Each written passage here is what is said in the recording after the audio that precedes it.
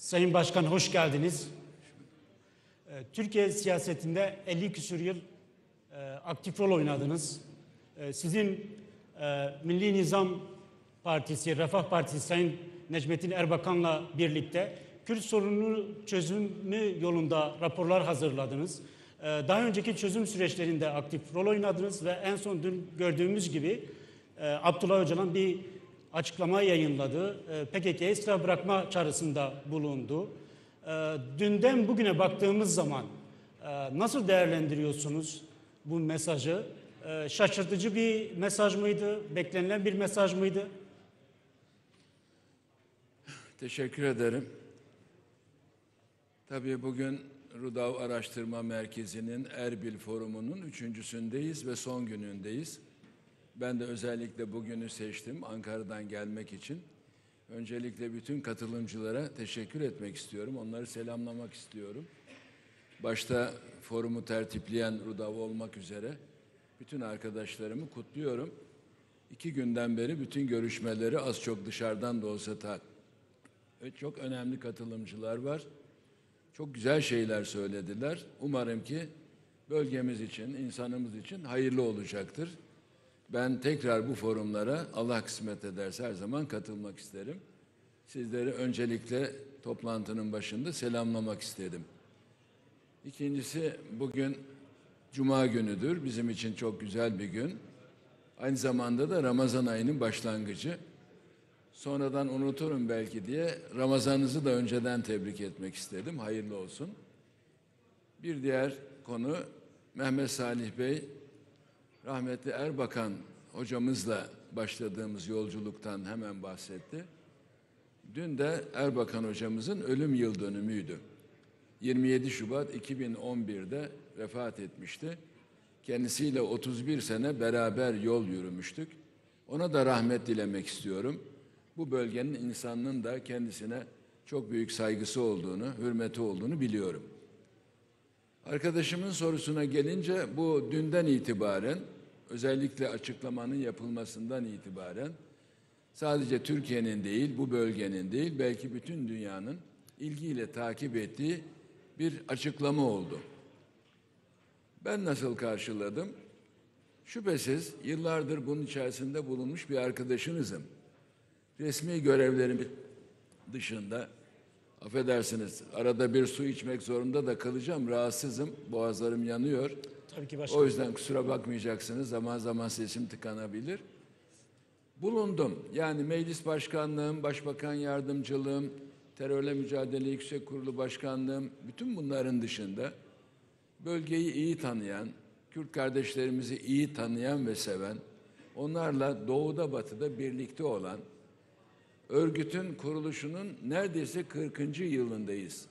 Yani Eruh baskınından başlatırsanız 1984, tam 40 yıl geçti. Acıyla, ızdırapla, felaketle, insanımızı mahveden gelişmelerle geçti. Dolayısıyla meclis başkanlığımdan sonra başbakan yardımcılığı ve hükümet sözcülüğüne başladığımda kendimi çözüm sürecinin içinde buldum. Milli İstihbarat Teşkilatı'nın bazı çalışmalarıyla başlatılan gelişmeler daha sonra MGK toplantıları ve çalışmalarımızda geçti.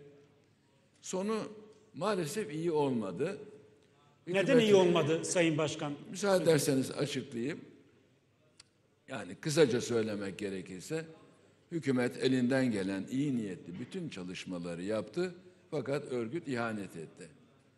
Hiçbir söyleneni yapmadı. O yüzden dünkü açıklamayla bağlantılı olarak aklıma şöyle bir şey geliyor.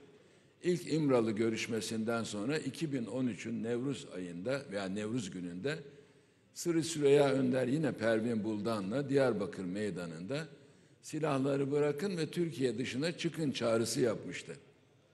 Süreci takip eden bir insan olarak, yani hükümetin içerisinde her gün bu konuları takip eden bir insan olarak biz bunun gerçekleştirilmesini umut ettik. Ama zamana yayıldı ve dışarıya çıkanlar 3-5 ihtiyar, 5-10 delikanlı, genç hatta, onlardan farklı olmadı. Daha sonraları belki eylemsizlik haliyle bu unutuldu. Ama bu eylemsizlik içerisinde örgüt silahlanmaya devam etti, gizli açık ve gelecek bir günü bekledi. Sonunda da maalesef 2015'ten itibaren süreç sona erdi. Artık ondan bahsetmek mümkün değil. Düne ait ne varsa dünde kaldı. Bugün yeni bir gün, yeni şeyler söylemek lazım. Böyle bir beklenti içindeyken bir de baktık ki kendisinden hiç umut edilmeyecek bir kişi Sayın Devlet Bahçeli çok da ileri derecede bir şey söyledi. Şahsen ben şaşırdım. Kendi grubu da şaşırmıştır. Yani böyle bir açıklama yapmasından. Ama eskiden bizde bir söz vardı. Sınıfın en yaramaz öğrencisini mümessil yaparlar ki sınıfta sessizlik olsun derlermiş. Yani en son noktadaki bir insanın elinde her gün yani şunu yapalım, bunu yapalım, şu idam sehpasını kuralım, ipi sallandıralım, şunu kapatalım, bunu yapalım diyen bir insandan böyle bir şey beklenmiyordu. Şaşırdık. Ama hep ümitli olmayı tercih ettiğimiz için bakalım arkası nasıl gelecek diye bekledik. Başkanım tam da bu konuda Öcalan'ın mesajı, bir su için isterseniz Evet. başkanım. Öcalan'ın mesajı, çağrısı Bahçeli'nin beklentisini karşılıyor mu? Bence Sayın Bahçeli sadece çağrı yapsın, bu bir icaptır. Kabulü örgütün yapmasını bekliyor. Yani Öcalan'dan beklenen çağrı bence yerine gelmiştir. Şimdi burada da var, altını çizerek baktım. Yani Öcalan'ın çağrısı da bu örgütü kuran, meydana getiren, bütün eylemlerinden sorumlu olan, 99'dan beri de Türkiye'de İmralı'da yüksek güvenlikli cezaevinde kalan bir insan ancak bunu yazabilirdi. Diyor ki zamanında yaptığımız talepler artık zamansızdır. Bunların vakti geçmiştir. Demokratik bir toplum ortaya çıkarsa ki çıktı şunlar da yapıldı. Bundan sonra bu mesele Cumhuriyet içerisinde demokrasiyle taşlanmasıyla bitecektir. Size düşen görev, sizi kuran ben olduğuma göre örgütü hemen kongrenizi toplayıp lağvedeceksiniz, silahlarınızı bırakacaksınız. Bu bir emir, bu bir talimat. Yerine getirmek veya bunu olumlu karşılamak örgütün vereceği karara yapacağı işe bağlı. Bunu bekleyeceğiz. Henüz onlardan geçmişte bireysel olarak yaptıkları açıklamaların dışında bugün yeni bir şey duymadım. Kaldı ki onları etki eden başka unsurların da olumlu görüşlerini onlara bildirmeleri ve telkin etmeleri lazım. Evet. Sayın Başkan, 90'lı yıllarda Refah Partisi'nde raporlar hazırladınız. Dediğiniz gibi aktif yer aldınız daha önceki çözüm süreçlerinde. Silahların bırakılması Kürt meselesinin çözümü için yeterli mi? Bir hukukçu olarak bunu yanıt verebilirsiniz. Şimdi bu konuda çok televizyon programlarında da konuşmuştum. Meseleye şöyle bakmak lazım. Önce bir terör olgusu varsa, yani terör olgusu olması lazım. Ben bunu bazen bataklıkla misallendiriyorum. Bir bataklık var ve üzerinde her gün sivrisinekler ürüyor. Yani benzetmemi yanlış bir anlamda kullanmamaya çalışıyorum. Siz o sineklerden rahatsız oluyorsunuz. 3'ünü 5'ini çat pat diye öldürüyorsunuz ama bataklık orada duruyor. 3-5 tane öldürdüğünüz sineğin yerine 300-500 tanesi yeniden ürüyor. Sorun bataklığı kurutmaktadır. Ben son kitabımda bunlardan biraz bahsettim Hindistan ziyaretimde. O zamanın Cumhurbaşkanı Türkiye ile ilgili konu 3 kelime ise bana 300 kelimeyle bu terör benim de başımda bela, bu terörden nasıl kurtulacağım diye sordu. Yani kitabımı takdim ederim sonra sizlere. Ve ben orada 10 tane terörü meydana getiren sebepleri ortaya koydum. Yani kendini ifade edememek, baskı altında kalmak, ifade özgürlüğünün olmaması, siyasi talepler, bölünme, parçalanma, ayrı devlet kurma bunların hepsi birer sebeptir. Önce bunların üzerine gidip terörü ortadan kaldıracak çareler bulmak lazım. Yoksa teröristle mücadele ki daha çok yaptığımız budur bizim. Yani karşıdan gelen, size silah doğrultmuş olan, sizi bombalayan insanlara karşı daha atik davranarak onları ortadan kaldırmaktır. Teröristle mücadelede şu anda Türkiye çok başarılı bir noktada. O açıdan söylüyorum. Yani terörle mücadelede terörü de halledebilirseniz teröristle mücadele zaten halloldu. Ama Türkiye için de halloldu. Türkiye dışındaki sınırlarımızın dışında terörle iltisaklı başka grupların ortaya çıkması, Bunların Türkiye'ye bir tehdit oluşturması da ayrı bir konu. Dolayısıyla Türkiye için böyle bir karar aldık. Buradakilere biz karışmayız da diyebilirler. Bu karar burası için de geçerlidir diyebilirler.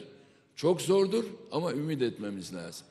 Yani ben her zaman Türkiye'de şunu söylüyorum. Terörün üzerine gitmek için toplumsal ve siyasi çareler bulmamız lazım bizim. Bu açıdan ben çok kurumlardan sorumluydum. O kurumların içerisinde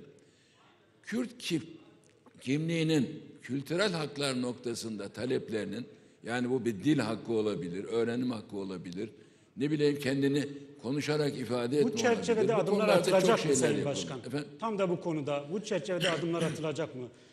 Kürtçe statünün kazandırılması, ana dilde eğitim gibi ya da siyasi mahkumların, PKK'li mahkumların genel afla dışarı çıkarılması gibi durumlar söz konusu olacak mı? Şimdi öyle bir topluluğun karşısındayım ki onlara hürmeten, ki her yerde yaptığım budur, benim doğruyu söylemem lazım. Bu iş bu noktaya başlarken ve bu geldiğimiz gün itibariyle bunların hiçbirisi hakkında bir hazırlık yok. Yani Bahçeli bir söz söyledi, ondan sonrasını ifade etmedi. Bunun karşılığında Sayın Cumhurbaşkanlığı biz terörle mücadeleyi eğer silah bırakmazlarsa devam ettireceğiz konuşmasını biliyoruz. Bu haklar, talepler konusunda bir ön görüşmenin yapıldığını da düşünmüyorum. Demlilerle yaptığımız görüşmelerde de öncelikle bu yerine gelsin. Ondan sonra bir barış ortamı içerisinde her şey konuşulabilir havası hakim. Yani siz bunlar olacak mı diyorsanız bunlar olmayacak da diyebilirim. Bu konuda hiçbir görüş ortada yoktur da diyebilirim. Kendimizi çok fazla şeylere odaklanarak bunun arkasından çok büyük gelişmeleri beklemek herhalde boş. Önce şunu bir görelim. Evet. İcap var, kabul daha yok. Göreceğiz bakalım. Sayın Başkan, Kürdistan Bölgesi Başkanı Sayın Neçirvan Barzani'nin açıklamalarından ve DEM Parti İmralı heyetinin de Sayın Başkan Mesut Barzani, Sayın Neçirvan Barzani ile yaptıkları toplantılardan ve açıklamalardan da anladığımız kadarıyla bu sürecin bir parçası olmuşlar. Daha önceki süreçlerde de rol almışlardı. Oynadıkları aktif rolle ilgili siz neler söyleyeceksiniz? Ben Sayın Neçirvan Barzani'ye de saygılar sunuyorum. Onun da haberlerini, selamlarını aldım. Dünkü açıklamaları da fevkalade güzeldi. Geçen süreç içerisinde de Sayın Mesut Barzani, Başkan Barzani ile ilgili çalışmaları da biliyorum. Kendisiyle Türkiye'de çok görüşmüştük. Hatta Kasım 2013'te kendisi refakatındaki bir heyetteki, çok sevdiğim Şivan Perver de vardı o heyette. Diyarbakır'a gelmişlerdi, beraber olmuştuk. Yurt dışında da beraber oluyoruz zaman zaman. Onlar bu konuda en az bizim kadar samimidirler ve gayretleri vardır. Umarım onlar da çok acı çektikleri bu olaydan sonra bir huzura ve barışa bu güzel bölgeyle birlikte kavuşurlar. PKK'nın silah bırakması, Türkiye-Erbil ilişkilerini, Ankara-Erbil ilişkilerini, Ankara-Irak, Suriye ilişkilerini nasıl şekillendirecek Sayın Başkan? Erbil'le ilişkilerde hiçbir sorun yok. Biz müteşekkiriz. Yani Irak-Kürdistan bölgesel yönetimiyle geçmişten bu yana kardeşane ilişkilerimiz var. Hangi parti olursa olsun hiçbirisiyle de bir kavgamız yok. Biz şüphesiz bugünkü yönetimin, geçmişteki yönetimin Türkiye ile ilişkilerinden memnunuz. Terör konusundaki bakış açılarımız aynıdır. Teröristlerle mücadele konusunda da bakış açımız aynıdır. Zaten bu beraberlik sebebiyle ben özellikle örgütün Türkiye'nin işbirlikçisi olarak onları kötülediğini de çok yakinen biliyorum. Onlar bunu hak etmiyorlar. Onlar şerefli ve onurlu insanlar. Evet. Sayın Başkan, tam da bu konuda Birleşmiş Milletler Genel Sekreterinin açıklaması olduğu, Almanya Şansölyesi'nin açıklaması olduğu, Beyaz Saray Sözcüsü'nün açıklaması olduğu, PKK'nın silah bırakması ve Abdullah Öcalan'ın yaptığı çağrıyla ilişkili. Avrupa'nın yine böyle bir açıklaması oldu. Dış dünya da yakından takip ediyor. Siz bu ilgiyi ve olası çağrının Türkiye'nin hem küresel anlamda hem de bölgedeki ilişkileri ve izleyeceği stratejileri nasıl etkileyeceğini düşünüyorsunuz? Bir defa olumlu açıklamaları takdirle karşılarım. Bu özellikle Birleşmiş Milletler'in ve bazı ülkelerden bahsettiniz. Ama olumlu görüş açıklamasını beklediğim, umduğum başka yakın komşu ülkeler de var. Önemli olan onlar. Yani çok uzaklardan birisinin aman şöyle yapın demesi ne kadar etkili olur bilmem ama yani özellikle İran'ın bu konudaki tavrını doğrusu çok merak ediyorum. Bir defa şunu düşünmemiz lazım. Yani Sayın Bahçeli'nin bu açıklaması eğer dünya ve kendi coğrafyamızın şartlarında değişiklikler olmasaydı herhalde mümkün değildi. Ama coğrafyamız değişiyor. Yani Orta Doğu olarak düşünelim. Ben ideolojik veya coğrafi anlamda Orta Doğu kelimesini kabul etmem ama bu yerleşti artık. Bizim bölgemiz. Aynı medeniyetin çocuklarıyız. Aynı milletin insanlarıyız. Aynı inanca mensubuz. Ve burada farklılıkları kardeşane yaşadık asırlar boyunca. Sonradan aramıza nifak soktular, birbirimize düştük, kavga etmeye başladık. Şimdi yeniden omuz omuza vermemiz lazım. Çünkü karşımızdan gelip bizi dizayn etmeye çalışanlar çok acımasızlar. Buradan belki İsrail'i kastettiğimi anlamışsınızdır. Coğrafyayı düzenliyor. Bir taraftan başka anlaşmalarla halkı Müslüman olan ülkeleri yanına çekiyor. Bir taraftan Gazze'yi mahvediyor. Amerika'da Trump iktidara geldi, başkan oldu. Onun açıklamalarına bakıyoruz. Suriye'de büyük gelişmeler var. Bana göre olumlu gelişmeler. O gelişmeler içerisinde İsrail, Suriye'nin bütün harp silah ve vasıtalarını yerle bir etti. Çok yakınına kadar geldi. Golan'ı tekrar kendine ilhak etti. Bu gelişmeleri gördükten sonra bizim kendi tabir öyledir iç cepheyi yurt içerisinde tahkim etmemiz lazım. Yaşayan bütün etnik unsurlarla, dini unsurlarla Türkiye'nin tek vücut haline gelmesi lazım. İkincisi komşumuz. Suriye'nin 910 kilometre sınırımız var. Irak'la sınırımız var. 3 ay kadar veya 4 ay kadar evvel Hakkari'ye bir ziyarette bulunmuştum. Şemdin'i, Yüksekova, oraları bütün ziyaret ettim. Şemdinli'de beni seyir tepesine çıkardılar. Yukarıda şöyle bir üçgen. Irak, İran ve ortada Türkiye. Yani hem imrendim, gıpta ettim. Ne kadar güzel. Biz aynı coğrafyada buluşmuş bir topluluğuz. Buranın huzur içinde olması ne kadar güzel bir şey. Buranın barış içinde olması ne kadar güzel bir şey. Bu imkanlarımızı birbirimize tahsis etmemiz ne kadar güzel bir şey diye hakikaten hem sevindim hem de geçmişe dair üzüntülerimi paylaştım.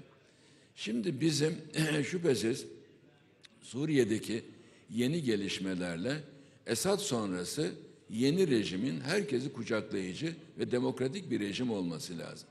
Orada yaşayanlar kimlerse, yani Dürzilerinden başlayarak sadece Laskiye, Tartus bölgelerini kastetmiyorum.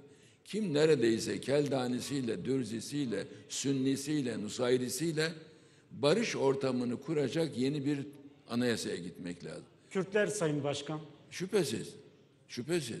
Yani Kürtlerin de bunun içerisinde asli unsur olarak ama öncelik arkalık olarak değil, biz bir arada bir araya gelmiş bir topluluk düşünmeliyiz. Bunu sağlayacak Siyasi temsil noktasında da çok iyi durumda olmaları lazım. Ahmet Şer bunu kapsayıcı bir hükümet kurabilir mi? Böyle bir anayasa kurabilir mi? Niyetleri var, tahmin ediyoruz.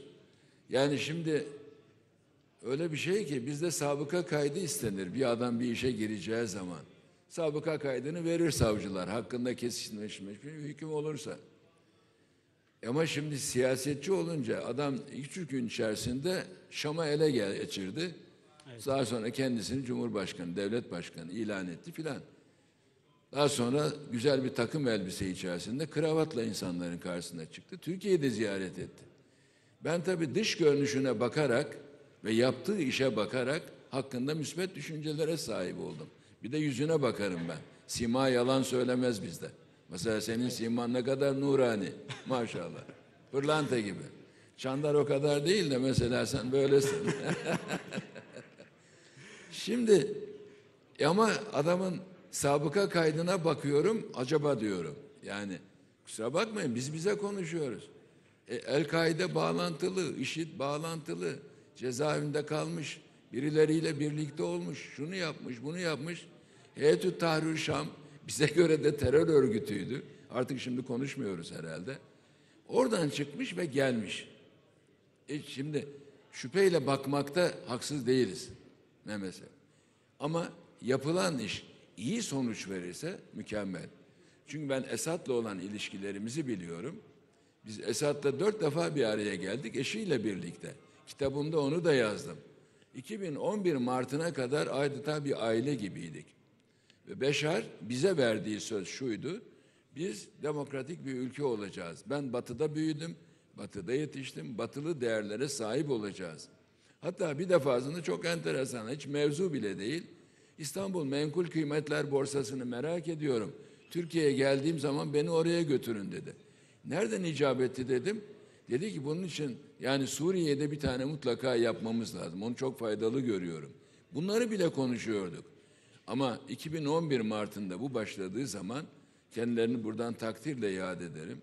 Sayın o zaman Cumhurbaşkanı, Başbakan Tayyip Bey, Cumhurbaşkanı Abdullah Bey hemen hemen her gün telefonla kardeşim yapma, muhalefete silah kullanma. Yani babanın bir sabıkası var ama katliamından dolayı ki biz o acıyı hala unutmayız. Ama Halepçe'de yapılan katliamı da unutmayız. Yani masum insanlara karşı yapılan bütün bu alçaklıkları biz hiçbir zaman affetmiyoruz. Sayın Başkan, o dönem aile gibi olduğunuzu belirttiniz. Sayın Esad'a Kürtlerin kimliğini tanıması yönünde telkinleriniz oldu mu? Öyle bir görüşmeler yaşandı mı? Allah senden razı olsun. Bunu bizzat yaptığım için nereden biliyorsun sen bunu? Sizi tanıyorum başkanım. Yok biz kendi aramızda Tayyip Bey'le falan konuşuyoruz. Diyor ki ya bu adam Kürtleri kabul etmiyor. Yani neredeyse insan kabul etmiyor. Ben onu hep telkin ediyorum dedi bana. Yani özellikle şu Kamışlı bölgesindeki Kürt topluluklar galiba bize gelmişler, söylemişler. Biz de çok şeyin farkında değiliz o zamanlar. Sonra ben bizzat bu görüşmelerde bunu dosyalarımın içerisine koymaya başladım. Sizin niçin burada yaşayan Kürtlere farklı muamele yapıyorsunuz? 2. sınıf, 3. sınıf insan muamelesi yapıyorsunuz. Çoğunu vatandaş bile kabul etmemişsiniz. Bunlar Türkiye'de çok şükür belli haklara sahip insanlar. Bunlar bu vatanın eşit ortakları. Biz Cumhuriyeti birlikte kurduk falan filan. Söz verdi. İnanın söz verdi. Ama daha sonra da onlarla bir kısmıyla da işbirliği yaptı. Orası ilgilendirmiyor. Ama özellikle ben Kamışlı ve çevresindeki bazı yerler konusunda burada yaşayan nüfus hemen karşısında da işte Nusaybini ile Kızıltepe ile bir akrabalar var, kardeşler var. Ve biz bunların karşılıklı ziyaretlerini organize ediyoruz. Geliyorlar Türkiye'de kalıyorlar. Türkiye'dekiler oraya gidiyor. Yapmayın bu ayrımcılığı dedik. Şüpheyle bakıyorlardı. Ama sonunda peki bunu yaparım noktasına gelmişti. İyi ki hatırlattın. Sayın Başkan, şu an Esad kalmadı ve Kürtlerin bulunduğu sınırda beton duvarlar var. Bu beton duvarların kalkması aynı Erbil ile Türkiye arasındaki ticari ve siyasi ilişkilerin Suriye'deki Kürtlerle oluşması mümkün müdür? Sınır kapılarının açılması, ticaretin oluşması mümkün müdür? Öyle bir girişimde... Beton bariyer diye kastederken gümrükteki sıkıntıları mı? Yok. Gümrük kapılarının kapalı Suriye olmasını. sınır kapısında yer alan beton bariyer. Güvenlik açısından yapılanlar. Açısından. Evet. Evet. Şimdi bakınız biz Suriye ile ilişkilerin iyi gittiği zamanlarda Suriye sınırındaki mayınları temizledik. Bu Türkiye'de çok tartışıldı. Neden temizledik? Yarını da düşünün, yapmayın. Temizledik, hatta ihalesi konusunda şu firma bu firma arasında kavga çıktı. Yani buna verirsek şu, buna verirsek bu diye mayınları temizledik. Şimdi hala Türkiye'de eleştiri konusudur bu. Bak mayınları temizlemişsin, sonlarının başımıza neler geldi gibi. Daha sonra benim de bulunduğum dönemde farklı şeyler yapılmaya başlandı. Kilometrelerce uzunluğunda bir takım bariyerler. Yani barış geriye döndüğü zaman bu duvarların hiçbir kıymeti de kalmaz. Fiziki olarak orada bulunmaları yapacağımız işler konusunda bize bir engel değil. O bile kalkabilir. Ama önemli olan kalıcı barışın, demokratik istikrarın sağlanması. Bu bölgelere bir siyasi istikrar gelse biliyor musunuz? Bambaşka bir şey olur. Onun için çalışmamız lazım. Erbil ile olan mevcut ilişkilerin ileride Kamışlı'daki Kürtlerle olması mümkün müdür Sayın Başkan? Özellikle Hepsi olur. Hepsi olur. Hepsi olur. Abdullah Öcalan'ın açıklamalarından sonra. Ümit ediyorum. Ümit fakirin ekmeği ye Mehmet ye demiş şair. Yani ümitsiz olamayız biz. Yese düşemeyiz. Bakın ben bundan yani böyle bir sonuç çıkacağını aklıma pek getirmiyorum. Çünkü sadece bununla olmaz diyordum ben. Şimdi ben size gelsem böyle bir şey teklif etsem peki ondan sonra ne olacak diye sorarım. Bizim yönettiğimiz çözüm sürecinde sordular. Buradakiler ne olacak? Nereye gidecek? Şunlar ne olacak? Nereye gidecek? Biz dünyadaki demokratik çözüm yollarını da araştırdık. Bask örgütüne baktık, ETA'sına baktık, ona baktık, buna baktık. Onlar başarılı olmuşlar, çözmüşler bu sorunu. Biz bunu hangi ölçüler içerisinde Türkiye'de yapabiliriz dedik. Yapmaya da gayret ettik. Ama karşılığını görmedik. Bundan sonra eğer güven unsuru ortaya çıkarsa eminim çok güzel gelişmeler olur. Ben doğrudan halkla temasın her zaman daha faydalı olduğunu düşünmüştüm. Eğer silah bırakılırsa bu çok daha kuvvetlenecek.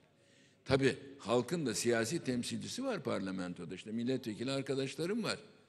Yani onlar da siyasete düşeni daha rahat yapabilecekler. Şimdi örgütün baskısı altında, örgütün tehdidi altında kalıyorlar. Ben onlar adına da üzülüyorum. Ama örgüt kendisini lağveder, siyaset ayrı bir şey. Siz halkı temsil edin derlerse, onlar parlamento kürsülerinden bunu çok daha rahat ifade edebilecekler. Sayın Başkan, Türkiye'deki yeni anayasa hazırlıkları var. Yakından siz de takip ediyorsunuz. Nasıl bir anayasa gerekli Türkiye için? Yıllardır tartışılıyor. Kenan Evren'in hazırlamış olduğu yasa 10 yılda bir değiştiriliyor. Siz bir hukukçu olarak nasıl değerlendiriyorsunuz? Kapsayıcı, 4'te 3'ü Türkiye'deki... değişti zaten. Bir tek kapağındaki 1982 yazısı kaldı. Şimdi bu konuyla ben parlamento öncesi de çalıştım.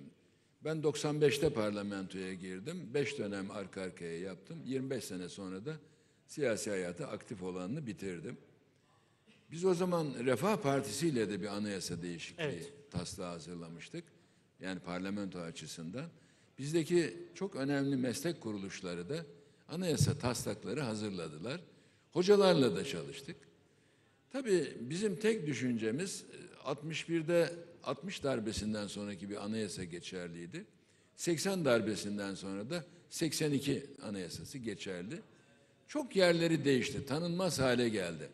Benim de içinde olduğum en önemli değişiklik 12 Eylül 2010 referandumunda 25 madde ile ilgilidir. Bizzat başında bulunduğum için biliyorum. Hatta o zaman arkadaşlarla kendi kendimize dedik ki, arkadaşlar deyince hepsini koyabilirsiniz bunların içerisine. Ya bu maddeleri değiştirdikten sonra artık anayasayı değiştirecek bir şey kalmadı. Yeni anayasaya da gerek yok filan demiştik kendi kendimize. Sonradan hakkımızda kapatma davası açıldı 2008 yılında. Onun bir sebebi yeni anayasa çalışmasıdır. Kapatma davası bittikten sonra biz gene kolları sıvadık. Yeni bir anayasa yapalım. Yeni anayasa derken neyi kastettik? Bir, demokratik bir anayasa olsun. Yani askerin darbesi sonucunda halkın zorla kabul ettiği, zorla derken 82 anayasası %90'la kabul edildi. Ama askerin gölgesinin olduğu. Evet. Onu kastediyorum. Demokratik olsun. Parlamento kendisi yapsın bunu. Halkın da referandumuna sunsun. Hatta benim iddiam şuydu. Parlamentoda hangi oyla kabul edilirse olsun mutlaka referanduma gitsin. Çünkü toplumsal bir barışı veyahut da uzlaşmayı temsil ediyorsa anayasa, bunun halk oylamasıyla kabul edilmesi lazım. Onu fantezi olarak görenler de oldu. O zaman anayasa zaten nitelikli çoğunluk getiriyor dediler. Mesele yok. Demokratik olacak. Demokratik olmanın ölçüleri belli. Çoğulcuklu olacak ve katılımcı olacak. Demokrasiden anladığı uzlaşmacı ve paylaşmacı olacak. Yani çoğunlukçu değil, çoğulcu olması lazım. Tam da bu Sizin konuda. sorduklarınızın içerisinde bu var zaten. Şunu bir tam bitireyim. da bu konu, tamam. Şunu bir bitireyim, unuturum artık yaşlandım ben. Yani demokratik olması lazım bir. Çağdaş olması lazım. Yani anayasa örnekleri önümüze geldi. Bir kısmı çok eski tarihli. Bir kısmı anayasa bile değil. Ama hala halkın üzerinde ittifak ettiği konular var. İkincisi kısa maddeli olması lazım. Sadece hakların, yani vatandaşa tanınan hakların ve ödevlerin çok öz olarak konması lazım. Bizde ödev çoktur. İkincisi de anayasadır adı ama yasadır. Ama fakat lakin sözleriyle kaşıkla verirsiniz, kepçeyle geri alırsınız. Bu eski anayasalar böyleydi. Bunu kaldıralım.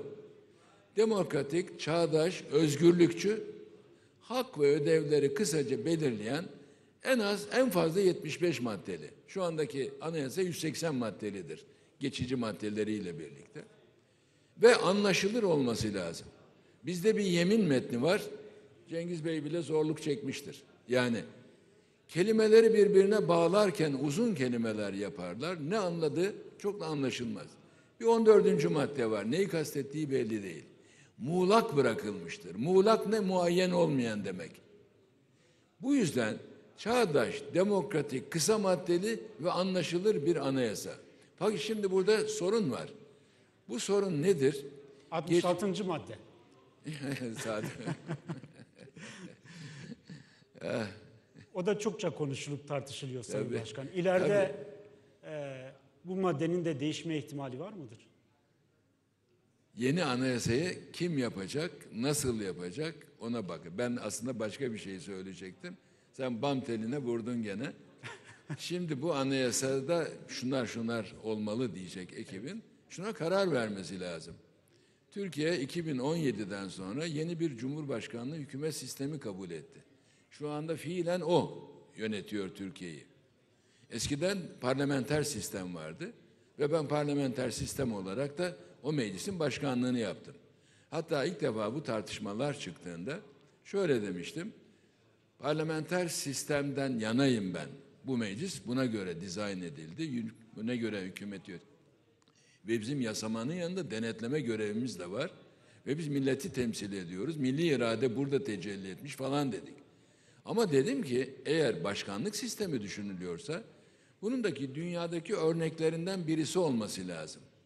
Yani ya Amerika gibi doğrudan başkanlık sistemi veya da işte Fransa gibi yarı başkanlık sistemi. Bunun dışında bir Alaturka sistem çalışmaz dedim. Keşke demez olaydım, o sistem geldi. Ve şu anda bazı eksiklikleri, aksaklıkları belki görünüyor. Dolayısıyla bu sistem revize mi edilecek, anayasa ona göre tanzim edilecek, yoksa bugünkü haliyle kalacak mı? Mesela işte partili cumhurbaşkanlığı var şu anda. Bu devam edecek mi, etmeyecek mi? Önce paydaşların buna ikna edilmesi lazım. Tecrübelerinizden yola çıkarak önerileriniz nelerdir? Sorarlarsa söylerim, burada vaktinizi almayayım. Yani ben şimdi sorulacak bir merci değilim, o yüzden sadece tavsiye mahiyetinde bir şey konuşmanın gereği yok. Vaktimizi daha rentable kullanalım. Okey. 66. madde bunlar sırasında konuşulur. Ama şimdi bizim Cumhurbaşkanlığı Külliyesi'nde öyle bir hukukçu bilinen birisi var ki bütün bunların hepsine karşı. Çarşı her şeye karşı gibi. Ben de Beşiktaşlıyım aslında. Yani bunlar söylediklerinin hepsine olmaz, yasak diyor. Ne yapacağız? Arkadan şöyle O da bir söz transfer vardı. edildi. O da Söyletmen vurun. Çok eski bir düşünce. Sonra vur fakat dinleye dönüştü. Şimdi nasıl oldu? Aydın Bey, benim düşüncelerim doğrudur bana göre. Aydın Bey'in düşünceleri yanlıştır bana göre. Ben konuşayım, Aydın Bey dinlesin. Aydın Bey konuşsun, ben dinleyeyim. Aradaki farkı görelim. Belki uzlaşırız. Buna döndü. Dünya buna döndü. Konuş kardeş. İfade özgürlüğünün dünyada çok güzel bir şeyi var. Sizin hoşunuza giden sözlerin konuşulması özgürlük sayılmaz diyor. Sizin hoşunuza gitmeyen, suratınızı buruşturan, hatta size çok ağır gelen, sizi irite eden sözlerin konuşulması ifade özgürlüğüdür. Tek şartı terörü benimsemeyecek, şiddete yönlendirmeyecek. Bu maddeyi terörle mücadele kanunun 7. maddesine ben koydurdum. Bağıra çağıra ben koydurdum. Olay nereden kaynaklandı? Kemal'di, adı da soyadını unutuverdim. Van milletvekiliydi. Hükümetteyiz. 1 sene 8 ay Nevruz'da bir konuşma yapmış. Milletvekilliği düşecek. O zamanki parti DTP miydi acaba? Hangi yıl Sayın Hep Başkan? bunlar kapatılır, kurulur da alfabede harf kalmadı. Yani 2011-12'den bahsediyorum. DTP. DTP miydi? Olabilir. HDP ondan önceydi. Ondan sonra da HDP mi kuruldu? Öyle. DTP diyelim. Kemal, hatırlarsam soyadını. Bana meclis başkanlığından Aktaş, bravo. Van milletvekili miydi? Galiba olabilir. Dediler ki bunun kararı geldi. 1 sene 8 ay ceza almış. Okuyacağız. Ve milletvekilliği düşecek. Siz de bu propaganda maddesini değiştirmek istiyordunuz. Var mı niyetiniz? Elbette dedik. Ahim kararı çıktı çünkü. Bizim de işimize geliyor. İşin başlangıcı nereden? Birisi Sayın Öcalan demiş, Küt cezaevinde.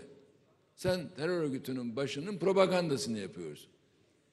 Öbür mahkeme 6 ay sonra, 1 sene sonra Sayın Öcalan diyen adama bu propagandaya girmez demiş, beraat kararı vermiş. Kararlar Yargıtay'a gitmiş. Yargıtay çelişkili kararlar vermeye başlamış. Bunun üzerine bunun giderilmesi lazım zaten. Ahim kararı ne diyor?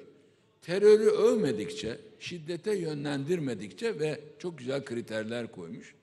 Buna göre herkes istediğini konuşabilir diyor. Şimdi YouTube'da benim aleyhimde bunları dolaştırıyorlar. Ben iftihar ediyorum. Doğru bir iş yaptım çünkü. Biz bunu biraz da kendi içimizdeki mücadelelerden sonra maddeye koyduk. Baktık ki adamın konuşması Nevruz'u övüyor. Nevruz'un Kürtler açısından verdiği değeri övüyor. Ben Nevruz şenliklerine çok katıldım. İran'da 13 gün devam ediyor Nevruz. Ahmadinejad zamanıydı. Ben de hükümeti temsilen gitmiştim. Yani her yerde Nevruz kutlanır. Batı'da ayrı, Doğu'da ayrı kutlanır ama bir ritüel olarak bu vardır. Baktık ki burada terör örgütü övülmemiş. Şiddete yönlendirmemiş. Maddeden istifa etti, milletvekilliği düşmedi. Ve bunu sonra uygulamaya başladık biz. Dolayısıyla propaganda sayılması için cebir, şiddet, tehdit ve ona yönlendirme. Yani şu örgüt çok affedersiniz kahramandır. Ne güzel eylemler yaptı. Mesela geçen bana bir rapor geldi. Mustafa Karasu Ankara'da yapılan TUSAŞ saldırısını üstlenmiş. Hak ettiler diyor. Şöyle yaptık, böyle yaptık diyor. Bu rezalet bir şey. Bu alçaklık, başka bir şey değil yani. Yani örgütün bu eylemini eğer siz överseniz ve bunun gibi şiddet eylemlerini teşvik ederseniz o zaman ceza gelecek. Şimdi onun için demokratikleşme konusunda ahim kararları bize yol gösterdi. Ben aynı zamanda azınlıklardan da sorumluydum hükümette. Yani Süryanisiyle, Keldanisiyle, Bulgar Kilisesiyle, Rumlarıyla, Ermeniyle, Yahudiyle her gün iç içe çalıştık. Ve onların cemaat vakıflarının bütün gayrimenkullerini verdim ben. Tabii başbakanımızla beraber oturduk. Onların hakkı mı hakkı, haklarını verelim gitsin dedik. Bu bir ikram değil, lütuf değil. Mor Gabriel'den başlayarak ta İstanbul'daki Patrikhane'nin yetimhanesine kadar, İzmir'deki avralara kadar. Zaten onların malı olan şeyler bizim üzerimize geçmiş. Biz de sahiplenmişiz. Hepsini geri verdik. Ve dünyada çok saygın bir ülke oldu Türkiye. Bu söylediklerimin hepsi 2013'e kadar yapılanlardır. Ondan sonrası ayrı bazı gelişmeler var. Soru yerini buldu mu? Sayın Başkan, tam da bu konuda şunu da sormak istiyorum. Avrupa Birliği ile yapılan üyelik görüşmelerinde Avrupa Birliği müktesatı da kabul edildi ve bazı kararlar alındı ama sekteye uğradı. Daha sonra olumsuz raporlar yayınlandı. Ve siz iktidara geldiğiniz zaman hem Avrupa Birliği'nin üyeliği gibi temel bir hedef seçtiniz. Ondan sonra Orta Doğu'daki tüm komşular ile sıfır problem diye yola çıktınız. Özellikle şeyi sormak istiyorum. Bu Avrupa Birliği müktesatı içinde yer alan ana dildeki özgürlüklere dair soru sormak istiyorum. Daha önce de böyle açıklamalar yaptınız. Ana dilde eğitimin, Kürtçe konuşmanın 2013-2014 yıllarında hiçbir şekilde suç sayılmayacağı şeklinde açıklamalar yaptınız. Bundan sonra neler yapılmalı? Zaten üniversitelerde Kürdolojiler açıldı. Seçmeli dersler var. Öğretmenler Bir sonraki adımlar nelerdir? Mesela öğretmenlerden bahsettiniz Sayın Başkan. Atanmayı bekleyen bine yakın öğretmen var. Önce 250 kişiydi. Evet. Yani o konulara çok kapsamlı girmeden şöyle söyleyeyim. Biz milli görüş geleneğinden geliyoruz. Başta da rahmetli Erbakan'dan bahsettim. Milli görüş Avrupa Ekonomik Topluluğu'na ve Avrupa Birliği'ne karşıydı. Hatta onu vatana ihanet olarak görürdü. Biz tabii, benim 4 tane partim kapatıldı. Ben Milli Nizam Partisi, yani 1970'te Erbakan hocamın kurduğu arkadaşlarıyla beraber Milli Nizam Partisi'nin gençlik kolları başkanıydım. Hukuk fakültesi son sınıftayım ve bunu yaptım. 71'de Mart ayıydı zannediyorum. Önce İşçi Partisi'ni, sonra Milli Nizam Partisi'ni kapattılar. 1971 muhtırasında gene zarar gördü bizim cenah. 80'de darbe oldu. Ben Milli Selamet Partisi'nin il başkanıydım. Sonra milletvekili oldum. İktidar ortağıyız ve en güçlü partiyiz. 97 veya 98'de Refah Partisi kapatıldı. Gene onun grup başkan vekiliyim. Arkadan Fazilet Partisi'ni kurduk. Fazilet Partisi daha sabi sübyan. 1 yaşında bile değil. Sen de onun devamısın diyerek onu da kapattılar. Orada da grup başkan vekiliydim. O partiler kapatıldıkça Erbakan Hoca yenisini kurardı. İşte adı Saadet oldu, Hamiyet oldu, Fazilet, Meziyet Refah. oldu, Fazilet oldu. Biz Tayyip Bey'le, Abdullah Bey'le ve arkadaşlarımızla bir araya gelmiştik zaten. Refah kapatıldıktan sonra bu iş böyle gitmeyecek. Türkiye'de siyaset yapmak istiyorsak zemini sağlam tutmamız lazım, cesur olmamız lazım, ilkeli olmamız, kararlı olmamız lazım dedik ve AK Parti'yi kurduk. AK Parti de bu ilkeler ışığında müthiş bir şekilde tek başına iktidara geldi. Şimdi de devam ettiriyor. Şimdi iktidara geldik. Ben hemen meclis başkanı oldum. 3 Kasım'da seçimler oldu. 15 gün sonra ben meclis başkanı oldum. 1. turda seçildim.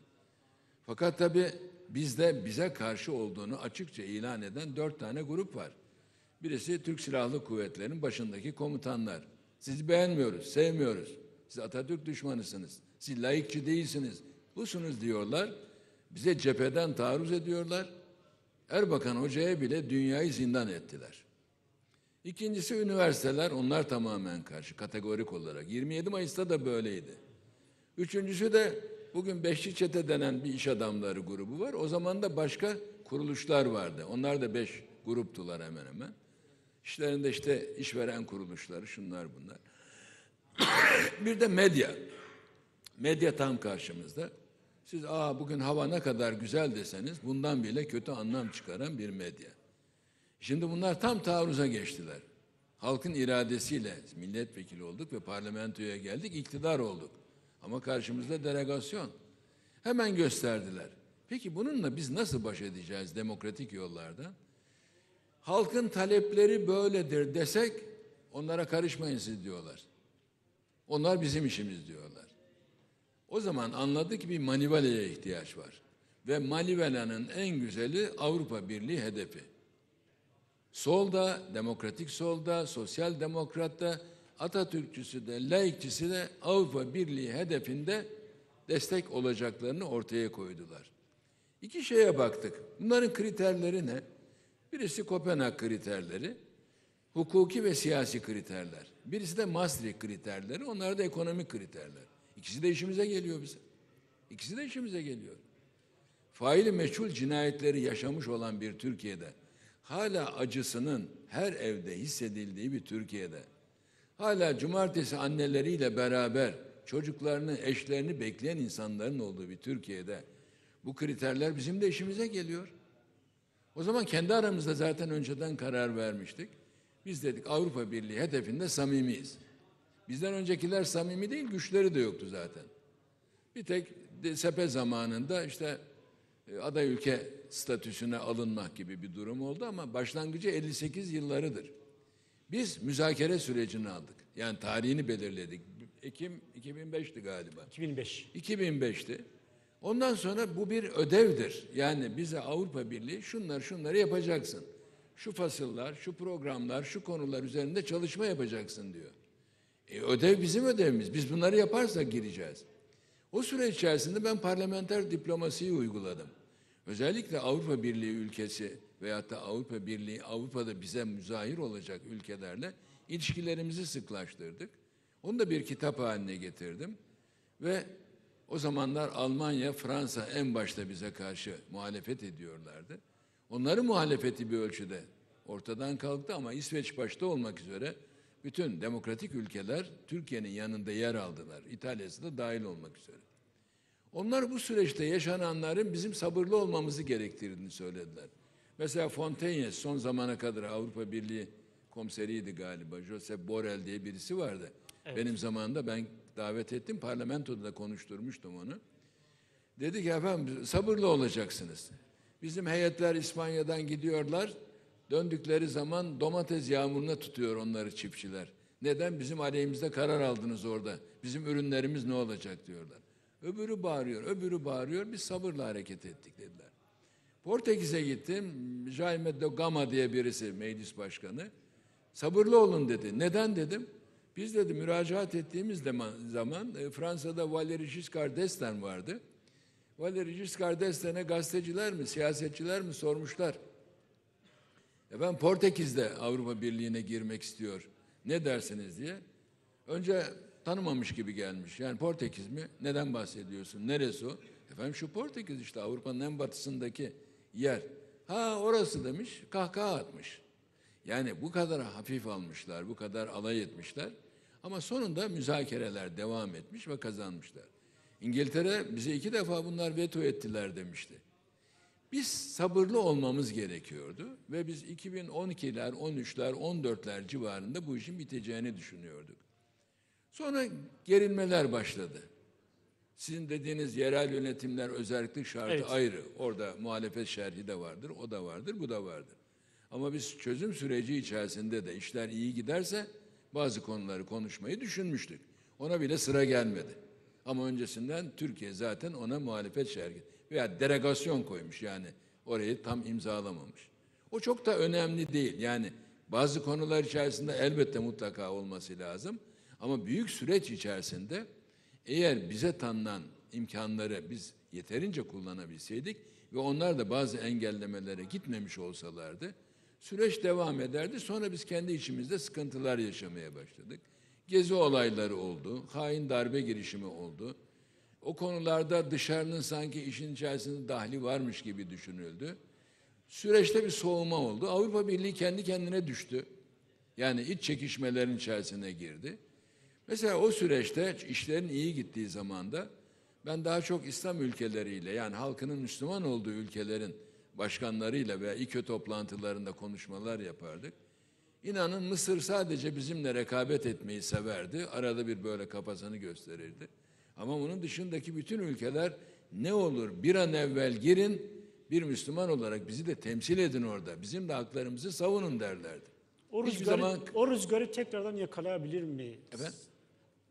2013'teki rüzgarı tekrardan yakalayabilir mi? Yakalayabiliriz. Türkiye? Cumhurbaşkanımızın bu konuda son açıklamaları da çok ümit verici. Hedefimiz Avrupa Birliği'dir ve bunun için çalışmaktır diyor. Onların da bize çok ihtiyaçları var özellikle bu son noktalarda. Sanıyorum iyi bir strateji yürütülebilirse Türkiye-AB ilişkilerinde de büyük bir sıçrama olabilir. Yani her doğduğumuz gün ya yaşadığımız gün ümitli olmamızı gerektirecek gelişmeleri karşımıza çıkarır. Ruda Forumu, Erbil Forumu da bunun bir inşallah örneği olsun. Ümit edelim. Teşekkürler Sayın Başkan. Şunu da sormak istiyorum Sayın Başkan. Şöyle bir durum söz konusu. En son AK Parti Kongresi yapıldı. Sayın Cumhurbaşkanı 5 tane reform paketi açıkladı. Sizin geçen hafta yaptığınız ifade özgürlüğü ile ilgili açıklama yine Türkiye'de yankı uyandırdı. Tekrar şunu sormak istiyorum. Bu ifade özgürlüğü ile ilgili gelişmeler yeni anayasada nasıl yer almalı, neler yapılmalı? Yani tahkim edilmeli. İfade özgürlüğü daha açık anlatılmalı. Mesela bir zaman sıkıştık, bir maddeye koyduk. Dedi ki eleştiri sayılanlar şey kapsamına girmez. Yani suç kapsamına girmez. Bunu söylemeye bile gerek yok. Eleştiri bir haktır. Yani dindar Müslüman için de eleştiri bir haktır. Peygamberimizin örneklerinden, İslam büyüklerinin örneklerinden biz haklı ve yerinde eleştirinin ne kadar iyi, ne kadar doğru, ne kadar ufuk açıcı olduğunu gördük. Bunu şimdi biz yasaklayamayız. Yani halifenin yakasına yapışıp da önce şunun hesabını ver ondan sonra konuş diyecek sahabiler bizim örneğimizde.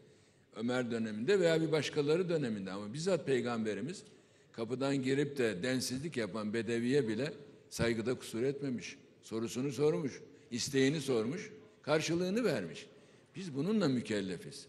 Yani birisi bizi eleştiriyorsa, mesela bu TÜSİAD olduğunu düşünelim. Ben hiç bunda bir suç unsuru görmem. Hiçbir suç unsuru görmem. Yerine göre onlara teşekkür etmek lazım. Yaptıkları basit hata ne olabilir? Niye bunu dışarıda söylemeden önce gelip de hükümete bilgi vermediniz vesaire. Ona da mecbur değiller. Biz eleştirinin en ağırını tahammül edeceğiz. Sadece hakaret olmasın, bühtan olmasın, suç işlenmesin. Bunu da zaten konuşulanlardan anlamak mümkün.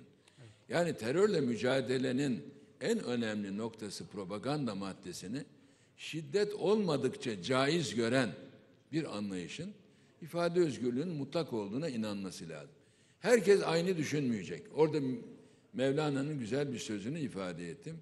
Herkes aynı şeyi düşünüyorsa hiç kimse bir şey düşünmüyor demektir. Sayın Ben Başkan. bunları söylüyorum da tercüme oluyor mu acaba? Tabii tercüme oluyor Emin başkanım. misin? Evet, evet. Bizim Peki. arkadaşlar tercüme ediyorlardır. Vakit sıkıntımız varsa Evet. Parmağını kaldırdı, tercüme ediyordur. Tamam. Sayın Başkan, birkaç soru almak istiyorum. o noktaya mı geldik? Evet. Şöyle arkadan bir hanımefendi. Buyurunuz. Arkada bir hanımefendi parmak kaldırmıştı yanılmıyorsam. Hi, thank you so much for speaking with us today. My name is Sarah Sandbar. I'm from Human Rights Watch. Human Rights Watch has extensively documented. I wait for the translation.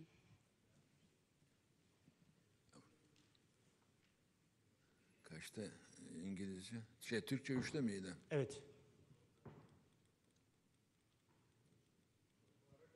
Evet, tekrarlarsa sevinirim. Is it working? Başlamadım. Good. Thank you so much for coming and speaking with us. My name is Sarah Sandbar. I'm the Iraq researcher at Human Rights Watch. Human Rights Watch has extensively documented crimes and grave abuses committed by both Turkish occupying forces in northern Syria, as well as the Syrian National Army, of which Turkey is the main backer. These abuses have included murder, abduction, extortion, robbery, sexual violence, and torture. And Kurdish residents of northern Syria have been bearing the brunt of this.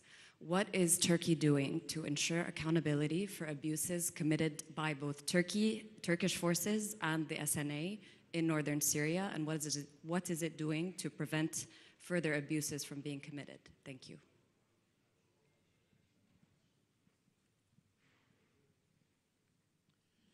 Yani çok agresif bir soru soruyorsunuz. Bunları kabul etmem mümkün değil. Ama bir şeylerin araştırılması isteniyorsa bunu daha düzgün bir ifadeyle sizden beklerim hanımefendi.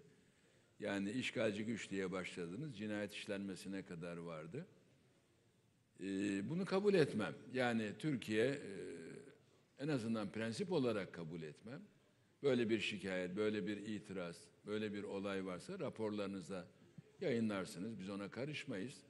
Bunlara dikkat edilir veya edilmez. Ama insan hakları ihlalleri konusunda biz çok dikkatli olduğumuzu söyleyebilirim. Yani bizim oraya giriş amacımız, orada bulunuş amacımız bize göre elbette haklıdır. Ama insanlara karşı ayrımcılık yapmak veya insanlara karşı şiddet uygulamak bizim işimiz değil. Bunu ferden yapanlar varsa bunlar lütfen raporlarınızda ortaya koyarsınız. Başka soru varsa?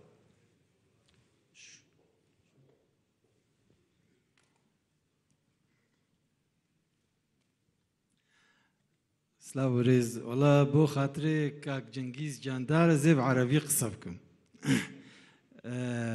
كتابة كاك جنگيز كتاب قطار الرافدين السريع بصراحة لازم يكون دليل لحل القضية الكردية في كردستان تركيا. قال في هذا الكتاب إن انفتاح تركيا على الشرق الأوسط يمر عبر كردها. السؤال من أين يمرون؟ ترى مثل ما شبه الأستاذ جنگيز جاندار في كتابه الكرد يعني حل القضية الكردية ربطها بالفكر. قال يجب معالجة منبع الفكر عندما نحاول حل القضية الكردية.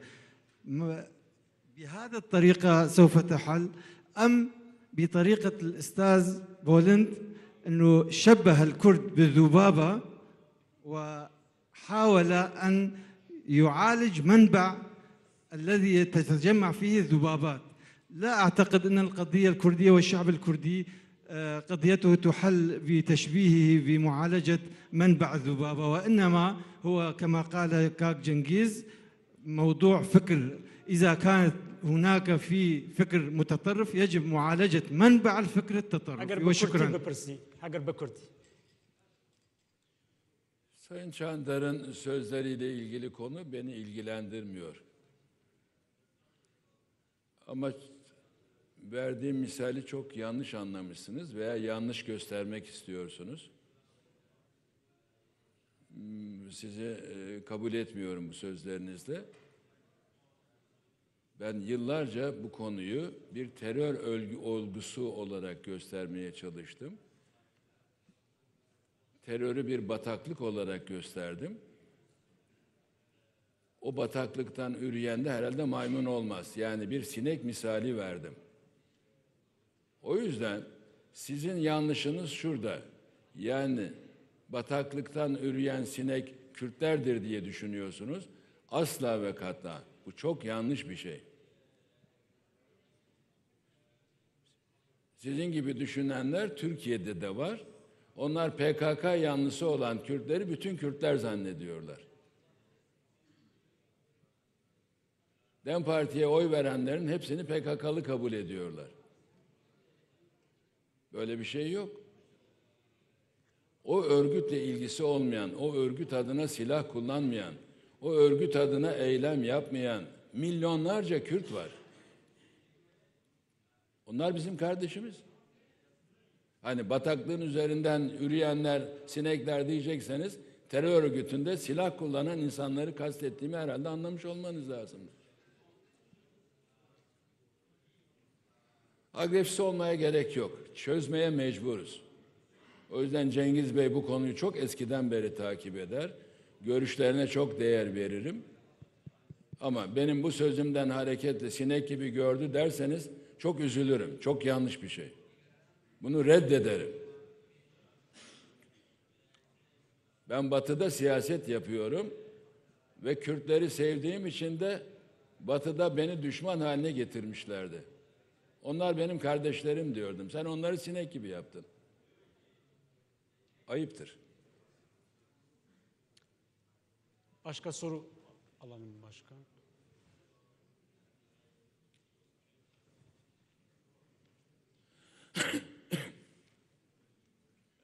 شكرا سيد بولند أرنج. شاهدنا أمس رسالة السيد أوجالان دعا صراحة إلى السلام وفتح صفحة جديدة مع تركيا، لكن في المقابل لم نشهد إلى الآن أي تصريحات تركية واضحة بخصوص السلام مع الأكراد.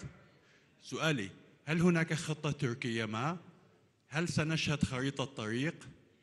هل هناك شيء تحت الطاولة بين السلطة التركية الحكومة التركية وسواء أوجلان أو حتى الولايات المتحدة الأمريكية؟ هناك من يقول أن السيد أوجلان وضع تركيا في امتحان ومأزق. هل هي فعلا جاهزة للسلام؟ وإذا لم تكن جاهزة ما هو الخيار؟ شكرا.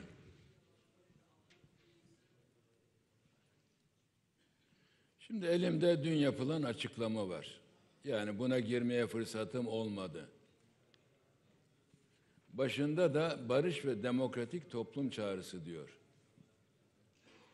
Bak altını çizdim. Olumlu bir açıklama. Olumlu bir açıklama ama sizin dediğiniz gibi yani barış için şunlar da yapılsın, bunlar da yapılsın şeklinde bir talep yok. Sadece talimat var. Ey örgüt, seni ben kurdum. 40 seneden beri de ben yönettim. Bugün de sana emrediyorum, talimat veriyorum. Kongreni topla, kendini lağvet, silahları bırak. Bunun altında üstünde başka bir şey yok. Önce bu yerine gelirse ondan sonrası ayrıca konuşulur. Hiç kendinizi çok fazla ümitlendirmeyin, ümitsizliğe de kapılmayın. Önce bu. Yani kapıyı açmak için önce anahtarı kullanacaksınız veya iteceksiniz kapıyı. Kapı olumlu açılırsa, bu iş yerine gelirse çok olumlu gelişmeler de olur. Ondan da ümitsiz olmayın. Sağ olun, teşekkür ediyorum. Başka soru var mı? Ahir sual. Şu hanımefendiden alalım.